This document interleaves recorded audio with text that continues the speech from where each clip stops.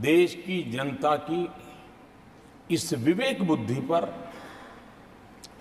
देश की जनता के इस महत्वपूर्ण निर्णय पर कैसे छाया कर दी जाए, कैसे उसको ब्लैकआउट किया जाए, इसकी कोशिश हुई। लेकिन मैं पिछले 2 दिन से देख रहा हूं कि आखिर तक पराजय भी स्वीकार हो रहा है और दबे मन से, कम मन से विजय भी स्वीकार हो रहा है।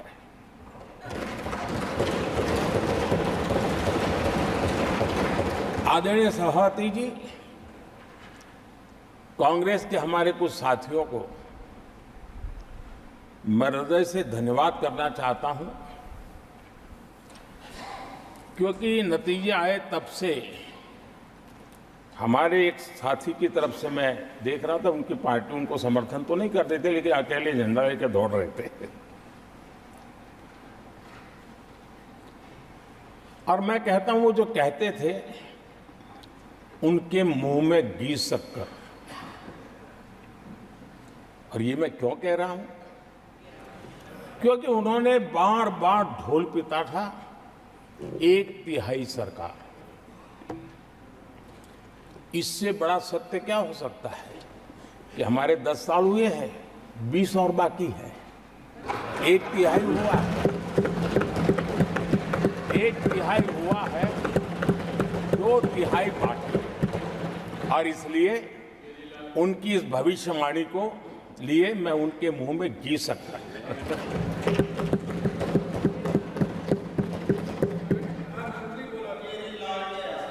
आदरणीय सभापति जी, 10 वर्षों के अखंड, एकनिष्ठ, अविरत सेवा भाव से किए हुए कार्य को देश की जनता ने जी भरकर के समर्थन दिया है। देश की जनता ने आशीर्वाद दिए हैं। आदरणीय सभापति जी, इस चुनाव में देशवासियों की विवेक बुद्धि पर गर्व होता है, क्योंकि उन्होंने प्रोपेगेंडा को परास्त कर दिया है।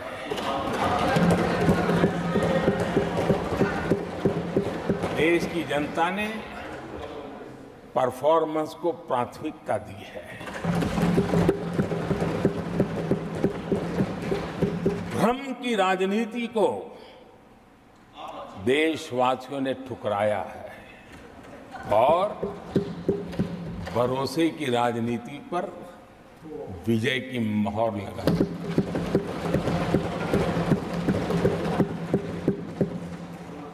आदरणीय सभापति जी, संविधान के 75वें वर्ष में हम प्रवेश कर रहे हैं। इस सदन के लिए भी ये पड़ाव विशेष है, क्योंकि इसे भी 75 साल हुए हैं और इसलिए एक सुखद संयोग है। आदरणीय सभापति जी, मेरे जैसे बहुत लोग हैं इस देश के सार्वजनिक जीवन में, जिनके परिवार में कोई गांव का सरपंच भी नहीं रहा है, गांव का प्रधान भी नहीं रहा है, राजनीति से कोई सरोकार नहीं रहा है, लेकिन आज अनेक महत्वपूर्ण पदों पर पहुंच करके देश की सेवा कर रहे हैं। और उसका कारण बाबा साहब आम्बेडकर ने जो संविधान दिया है, उसने हम जैसे लोगों को अवसर दिया। और मेरे जैसे अनेक लोग हैं जिनको बाबा साहब आम्बेडकर द्वारा दिए गए संविधान के कारण यहां तक आने का अवसर मिला है। और जनता जनार्दन ने उस पर मोहर लगाई, तीसरी बार आने का मौका मिल गया।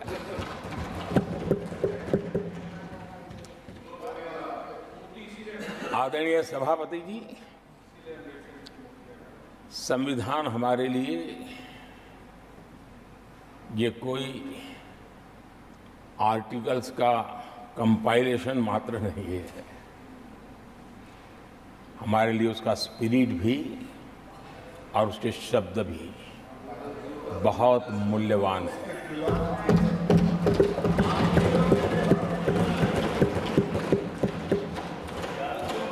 और हमारा मानना है कि किसी भी सरकार के लिए, किसी भी सरकार के नीति निर्धारण में, कार्यकलापों में हमारा संविधान लाइट हाउस का काम करता है, दिशा दर्शक का काम करता है, हमारा मार्गदर्शन करता है। आदरणीय सभापति जी, मुझे याद है मैंने जब लोकसभा में हमारी सरकार की तरफ से कहा गया कि हम 26 नवंबर को संविधान दिवस के रूप में मनाएंगे, तो मैं हैरान हूं जो आज संविधान की प्रत लेकर के कूदते रहते हैं, दुनिया में लहराते रहते हैं, उन लोगों ने विरोध किया था 26 जनवरी तो है, तो संविधान दिवस क्यों लाए। और आज संविधान दिवस के माध्यम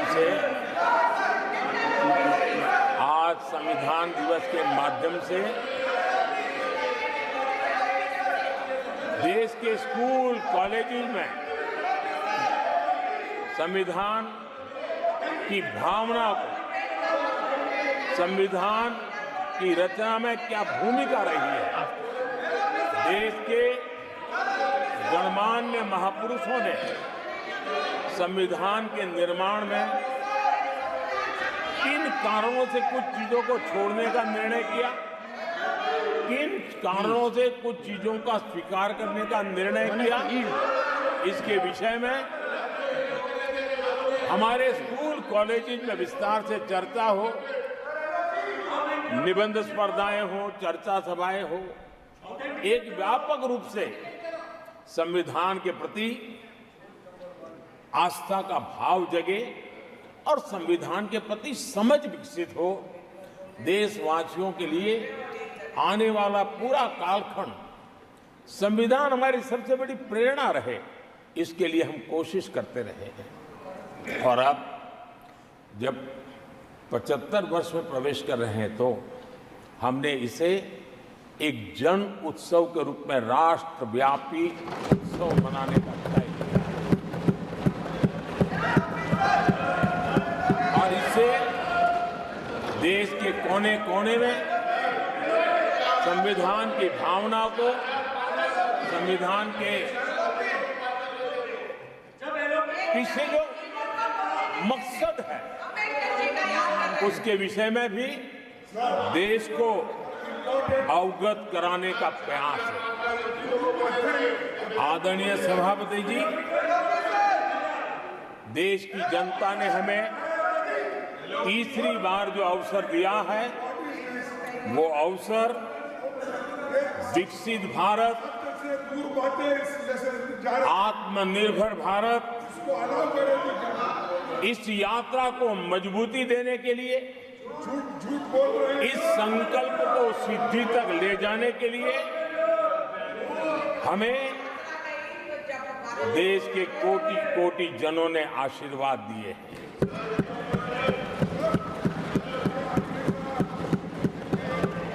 आदरणीय सभापति जी, ये चुनाव 10 वर्ष की सिद्धियों पर तो मोहर है ही, लेकिन ये चुनाव भविष्य के संकल्पों के लिए भी देश की जनता ने हमें चुना, क्योंकि देश की जनता का एकमात्र भरोसा हम पर होने के कारण आने वाले सपनों को, संकल्पों को सिद्ध करने के लिए हमें अवसर दिया। आदरणीय सभापति जी, देश भली भांति जानता है, देश ने पिछले 10 वर्षों में हमारे देश की अर्थव्यवस्था को 10 नंबर से 5 नंबर पर पहुंचाने में सफलता पाई और जैसे जैसे नंबर निकटता की सिद्धि की ओर पहुंचता है, एक की तरफ पहुंचता है, तो चुनौतियां भी बढ़ती हैं और कोरोना के कठिन कालखंड के बावजूद संघर्ष की वैश्विक परिस्थितियों के बावजूद तनाव के वातावरण के बावजूद भी हम हमारे देश की अर्थव्यवस्था को 10 नंबर से आज विश्व में 5 नंबर पर पहुंचाने में सफल हुए।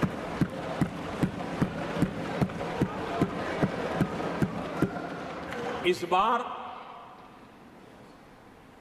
देश की जनता ने हमें रिकॉर्ड में 5 नंबर से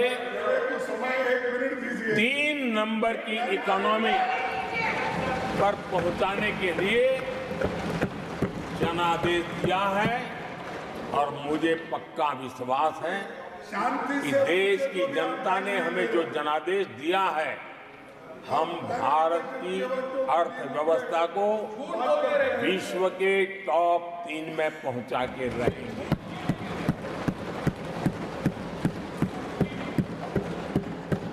मैं जानता हूं आदरणीय सभापति जी, यहां कुछ ऐसे विद्वान हैं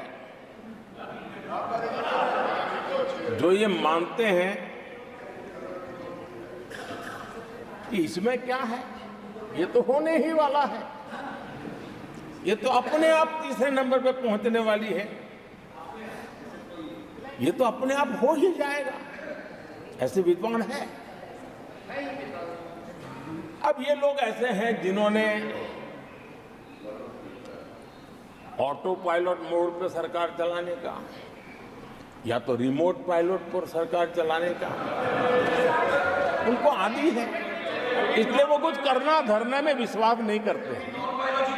वो कुछ करने धरने में विश्वास नहीं करते, वो इंतजार करना जानते हैं। लेकिन हम परिश्रम में कोई कमी नहीं रखेंगे।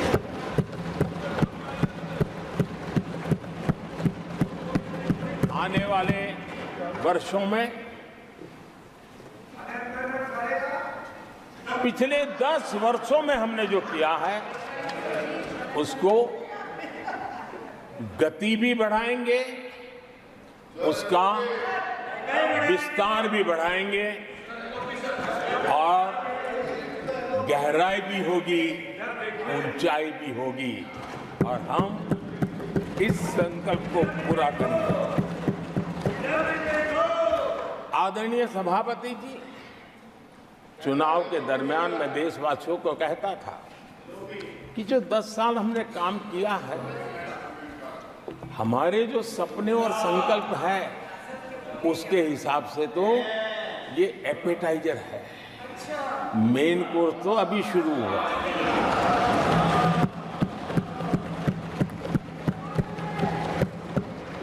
आदरणीय सभापति जी, आने वाले 5 साल मूल सुविधाओं के सैचुरेशन के और हम एक सामान्य नागरिक की जो रोजमर्रा की जिंदगी की आवश्यकताएं होती हैं, एक गरिमापूर्ण जीवन जीने के लिए जिन व्यवस्थाओं की, जिन सुविधाओं की, जिस प्रकार के गवर्नेंस की आवश्यकताएं होती हैं, हम इन मूलभूत सुविधाओं के सैचुरेशन का युग के रूप में उसको परिवर्तित करना चाहते हैं। आदरणीय सभापति जी, आने वाले 5 वर्ष गरीबों के खिलाफ निर्णायक लड़ाई के हैं। आने वाले 5 वर्ष गरीबी के खिलाफ गरीबों की लड़ाई, और मैं मानता हूं गरीब जब गरीबी के खिलाफ लड़ाई के लिए एक सामर्थ्य के साथ खड़ा हो जाता है तो गरीबों की गरीबी के खिलाफ की लड़ाई सफलता को प्राप्त करती है। और इसलिए आने वाले 5 साल गरीबी के खिलाफ लड़ाई के निर्णायक वर्ष है और यह देश गरीबी के खिलाफ लड़ाई में विजयी होकर के रहेगा। ये पिछले 10 साल के अनुभव के आधार पर मैं बहुत विश्वास से कह सकता हूं।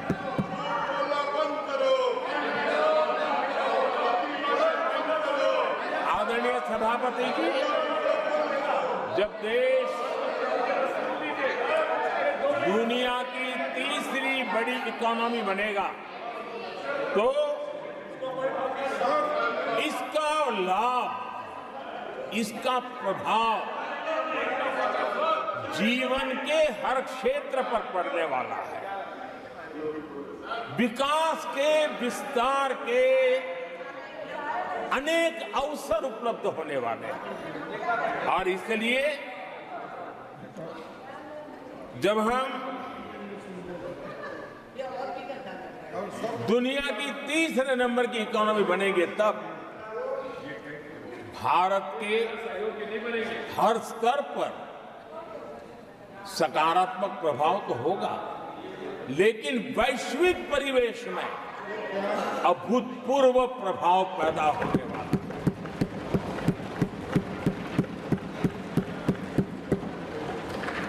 आदरणीय सभापति जी, हम आने वाले कालखंड में नए स्टार्टअप्स का,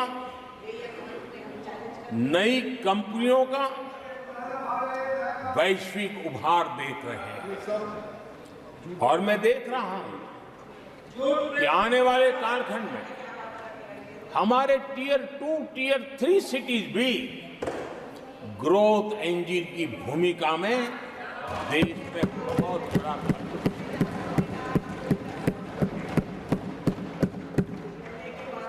आदरणीय सभापति जी, ये शताब्दी टेक्नोलॉजी ड्रिवन शताब्दी है और इसलिए हम कई नए सेक्टर्स में नए फुटप्रिंट्स भी अवश्य रूप से देखेंगे। आदरणीय सभापति जी, आने वाले 5 साल में पब्लिक ट्रांसपोर्ट में बहुत तेजी से बदलाव आने वाला है और इसका लाभ भारत के कोटि-कोटि जनों को जल्द से जल्द मिले, उस दिशा में हम गंभीरता से आगे बढ़ना चाहते हैं। आदरणीय सभापति जी, भारत की विकास यात्रा में हमारे छोटे शहर, चाहे खेल जगत हो, चाहे शिक्षा जगत हो, चाहे इनोवेशन हो, चाहे पेटेंट की रजिस्ट्री हो, मैं साफ देख रहा हूं कि हमारे छोटे छोटे शहर, हजारों की तादाद में से शहर भारत में एक विकास का नया इतिहास गढ़ने वाले हैं।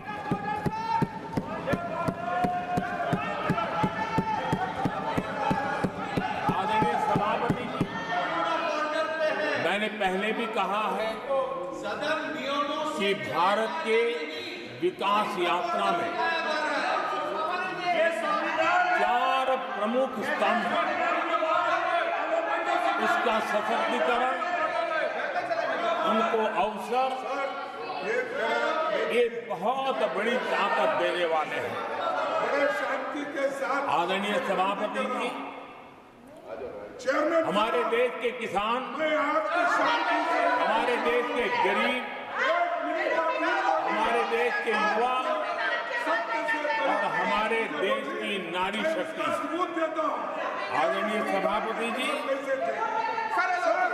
हमने हमारी विकास यात्रा में हमारा जो फोकस है उसको हमने रेखांकित किया है।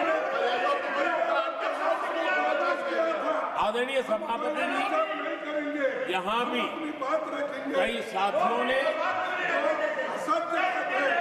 खेती और किसानी को लेकर के हर एक ने विस्तार से अपने विचार रखे हैं और अनेक बातें सकारात्मक रूप से भी रखी है। मैं किसानों को लेकर सभी सदस्यों को और उनकी भावनाओं का आदर करता हूं। बीते 10 वर्ष में हमारी खेती हर प्रकार से लाभकारी हो, किसान को लाभकारी हो, उस पर हमने हमारा ध्यान केंद्रित किया है। अनेक योजनाओं से उसको हमने ताकत देने का प्रयास किया है। चाहे फसल के लिए ऋण हो, लगातार नए बीज किसानों को उपलब्ध हो, आज की कीमत उचित हो और फसल बीमा का लाभ पहले की सारी मुसीबतें दूर कर देते, किसानों को सरलता से उपलब्ध हो। चाहे एमएसपी पर खरीद की बात हो, हमने पुराने सारे रिकॉर्ड तोड़ करके किसानों को लाभ दिया। एक प्रकार से बीज से बाजार तक हमने किसानों के लिए हर व्यवस्था को बहुत माइक्रो प्लानिंग के साथ मजबूती देने का भरपूर भरसक प्रयास किया है और व्यवस्था को हमने चाक चौबंद किया है। आदरणीय सभापति जी, पहले हमारे देश में छोटे किसानों को किसान क्रेडिट कार्ड लोन पाना करीब न के बराबर था, बहुत मुश्किल था। जबकि उनकी संख्या सबसे अधिक आज हमारी नीतियों के कारण, किसान क्रेडिट कार्ड के विस्तार के कारण, आदरणीय सभापति, हमने किसानी को एक व्यापक स्वरूप में देखा है और उस व्यापक स्वरूप में हमने किसान क्रेडिट कार्ड पशुपालकों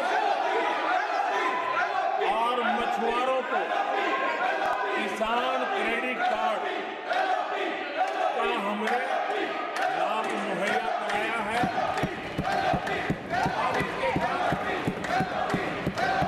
हमारे किसानों का खेती के काम को, उसके विस्तार को भी मजबूती दी है। उस दिशा में भी हमने काम किया। आदरणीय सभापति,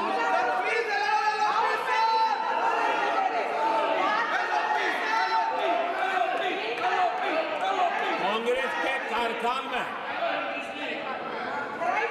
10 साल में एक बार किसानों की कर्ज माफी की बहुत डोल पिटे गए और एक बढ़ चढ़ करके बातें बता करके किसानों को गुमराह करने का भरसक प्रयास किया गया था।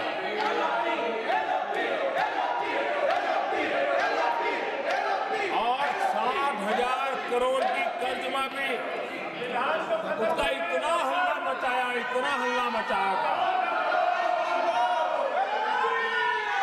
और एक अनुमान था कि उसके लाभार्थी करीब देश के 3 करोड़ किसान थे। सामान्य गरीब छोटे किसान का तो उसमें नामो निशान नहीं था। जिसको सबसे जरूरत थी इसकी उनकी योजना में कोई परवाह नहीं थी और उन तक कोई लाभ पहुंच भी नहीं पाया था। लेकिन आदरणीय सभापति जी, जब किसान कल्याण हमारी सरकार के हृदय में केंद्र में हो तो नीतियां कैसी बनती है, कल्याण कैसे होता है, लाभ कैसे पहुंचता है, उसका मैं इस सदन को उदाहरण देना चाहता हूं। आदरणीय सभापति जी, हमने प्रधानमंत्री किसान सम्मान योजना चलाई और पीएम किसान सम्मान योजना का लाभ। This conduct is not appropriate. 10 crore किसानों को हुआ Unparliamentary practice. और सिर्फ 6 साल में This generation of हमने please take your seat. 3 lakh crore रुपए To take their seats. हम किसानों को दे चुके It हैं। is unbecoming of your conduct. आदरणीय सभापति जी, Unbecoming of your conduct.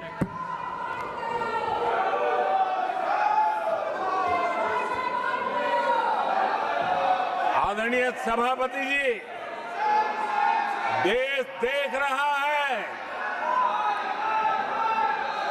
झूठ फैलाने वालों की सत्य सुनने की ताकत भी नहीं होती।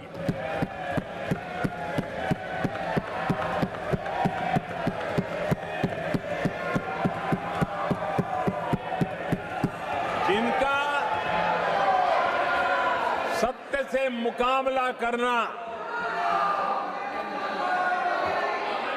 इसके लिए जिनके हौसले नहीं है, वो बैठ करके इतनी चर्चा के बाद उन्होंने उठाए हुए सवालों के जवाब भी सुनने की हिम्मत नहीं है। इन्होंने ये अपर हाउस को अपमानित कर रहे हैं। इस अपर हाउस की महान परंपरा को अपमानित कर रहे हैं। आदरणीय सभापति जी, देश की जनता ने हर प्रकार से उनको इतना पराजित कर दिया है कि अब उनके पास गली मोहल्ले में चीखने के सिवाय कुछ बचा नहीं। नारेबाजी, हो हल्ला और मैदान छोड़ के भाग जाना, यही उनके नसीब में लिखा हुआ है। माननीय सदस्यगण, अत्यंत दर्दनाक, पीड़ादायक, अमर्यादित आचरण से देखकर मैं हूं। शासन तीसरे निरंतर लगातार काल में है। 6 दशक के बाद मैंने चर्चा की और मैंने अनुरोध किया कि प्रतिपक्ष के नेता को बिना बेरोक टोक बोलने का सुअवसर दिया। आज वो सदन छोड़कर नहीं गए हैं, मर्यादा छोड़कर गए हैं। आज उन्होंने मुझे पीठ नहीं दिखाई है, भारत के संविधान को पीठ दिखाई है।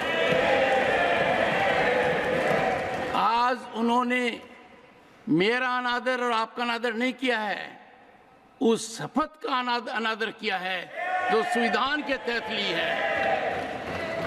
भारत के संविधान की इससे बड़ी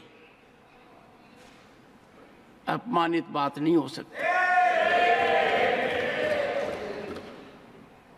ऐसा कैसे हो सकता है? House of elders, the upper house, हमें देश का मार्गदर्शन करना है। मैं उनके आचरण की भर्त्सना करता हूं। देश के 140 करोड़ लोग इससे आहत होंगे।